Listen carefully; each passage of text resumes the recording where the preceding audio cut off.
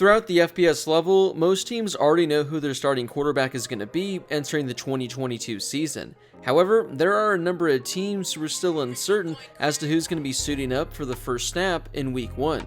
Today, we're going to be taking a look at the top quarterback battles going on across the country, and I'll be making my guess as to who will earn the job. Before we get to today's video, make sure to smash that subscribe button and turn on those notifications if you're new to my channel. If you're watching this video, odds are that you love college football, and odds are you aren't subscribed to my channel, so make sure to subscribe to one of the best college football communities here on YouTube.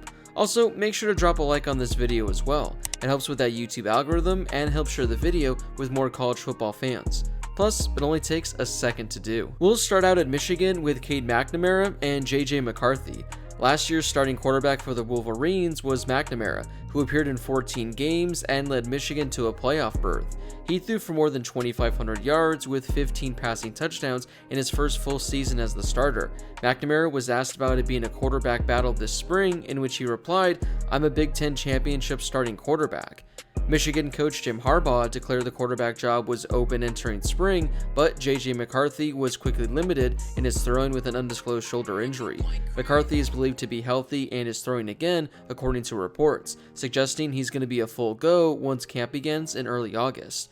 Last season, in limited action, McCarthy threw for over 500 yards with 5 passing touchdowns, while rushing for over 100 yards with 2 rushing touchdowns. It looks like Cade McNamara is going to enter fall camp with the upper hand. Not only was he their starting quarterback last season, but he's been a full participant all spring. Still, Jim Harbaugh says the best player in practice is going to earn the job. As of right now, I'm going to give the edge to McNamara, but I wouldn't be surprised to see McCarthy finish the season with more playing time. Up next, we have Texas. Now, I know a lot of people just assume that Quinn Ewers is going to be the starting quarterback for the Longhorns, but he's going to have to beat out Hudson Card. After winning the job over Casey Thompson last season, Hudson Card was quickly pulled and was replaced in Week 2. With Thompson out of the picture now, Card is attempting to win his second straight quarterback battle. This time though, he has to beat out one of the top quarterback recruits of all time. Quinn Ewers comes over from Ohio State but only had 3 snaps last season, so he basically has no experience at all. Whereas Card has spent years with the Longhorns and likely has a better understanding of the team and the playbook. Ultimately though, I think Quinn Ewers is named the starter, as it just seems crazy for them to go a different route. But I do think this is going to be a bit more of a battle than people are expecting. We'll head to Clemson next. Their starting quarterback is expected to be DJ Uiagalelei, but keep an eye out for Cade Klubnik. After impressing briefly as a true freshman in 2020, Uiagalelei got a chance to be the starter in 2021. And he was god-awful. He was one of the worst quarterbacks in all of college football.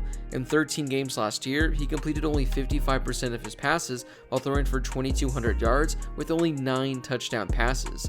The difference between this year and last year is who's going to be backing him up. Cade Klubnik is one of the top quarterback recruits of his class, meaning if DJ stinks it up, they have a great option to turn to. In Clemson's spring game, Uiagalelei went 17 of 36 passing for 175 yards and threw an interception, whereas Klubnik was 15 of 23 and threw a passing touchdown. Dabo Swinney has made it clear that Uiagalelei is still the starter exiting spring, but Klubnik is a really talented quarterback who could give DJ a run for his money. I think the Tigers go to Uiagalelei to begin the season, but I do think we're going to see Klubnik at some point in 2022. And it may be sooner than a lot of people are expecting. LSU has a really interesting quarterback battle going on between Miles Brennan and Jayden Daniels. Brennan has been at LSU since 2017. In fact, this is actually going to be his 6th season with the Tigers.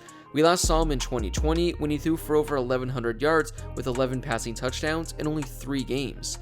This offseason, former Arizona State quarterback Jayden Daniels transferred in. He was the starting quarterback for the Sun Devils for 3 seasons, where he threw for over 6,000 yards with 32 passing touchdowns. He also added 1,300 yards on the ground with 13 rushing touchdowns in 29 total games. Although Brennan has the experience at LSU, I'm going to give the slight edge to Jayden Daniels due to his experience.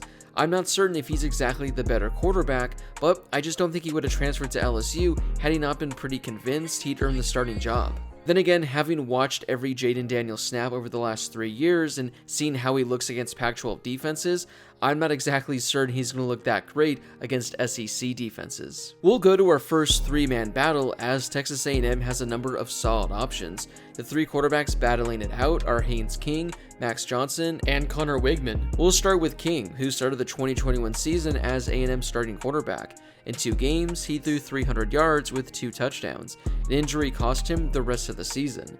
Meanwhile, you have Max Johnson transferring in from LSU. He was great for the Tigers last season as he threw for just under 3,000 yards with 27 passing touchdowns and only 6 interceptions. Finally, we have Connor Wigman. He was a 5-star recruit and the number 2 quarterback of his recruiting class. Although there are 2 quarterbacks with experience in front of him, there's a strong chance that he could beat out both of them. But if I were to make my guess right now in the middle of June, I think it's Max Johnson that earns the starting gig, with Connor Wigman right behind him. I just don't think there's any possibility that Haynes King earns the starting job. Up next is Notre Dame, who unfortunately is going to be without college football legend Jack Cohn. It'll be between Tyler Buchner and Drew Pine. We'll start off with Buchner, who saw some playing time last season. He completed 21 of 35 passes for 300 yards with 3 touchdowns. He also added 350 yards on the ground with 3 rushing touchdowns while averaging more than 7 yards a carry.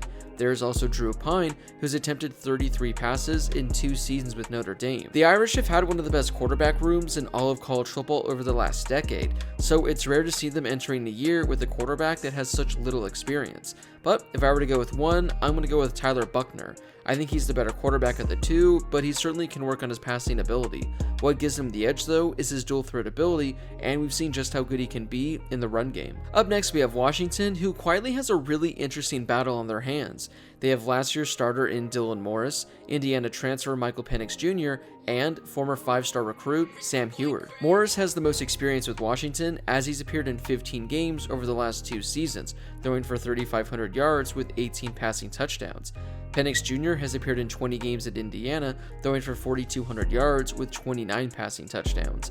He also played under new Washington head coach Kalen DeBoer in 2019, when DeBoer served as Indiana's offensive coordinator. Penix Jr. was really good with the Hoosiers, but he dealt with an injury essentially every year. Meanwhile, you have Heward, whose father and uncle were record-setting quarterbacks for Washington, and as I mentioned, he was considered one of the top quarterback recruits of his class. I could honestly see this battle going in all 3 directions, but as of right now, I'm going to give my vote to Michael Penix Jr., as I think he's the best quarterback of this group when he's healthy. We'll head to Oregon next, where we have some names that are going to try and give legend Bo Nix a run for his money.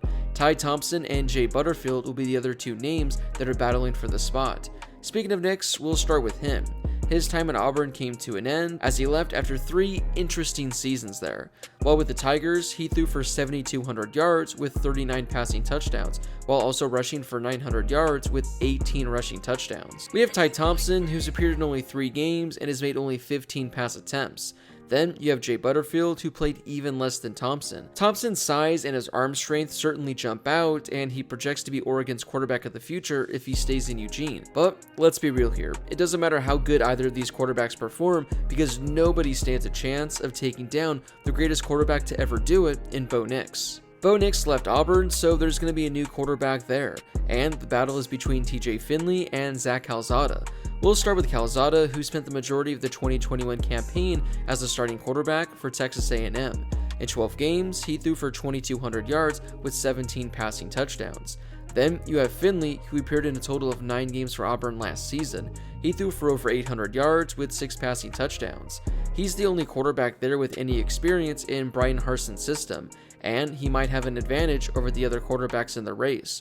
What will potentially hold him back though is his inaccuracy, throwing the ball downfield, and his really bad decision making. Both of those things can be corrected with another spring and fall camp. The options aren't pretty in Auburn, and I think they're going to miss Bo Nix. But if I had to go with the starter right now, I'm going to lean Zach Calzada. Well, those are some of the biggest quarterback battles going on right now in all of college football. Who do you think are going to win these battles that I mentioned today? Is there another team out there that has a quarterback battle going on that I didn't mention?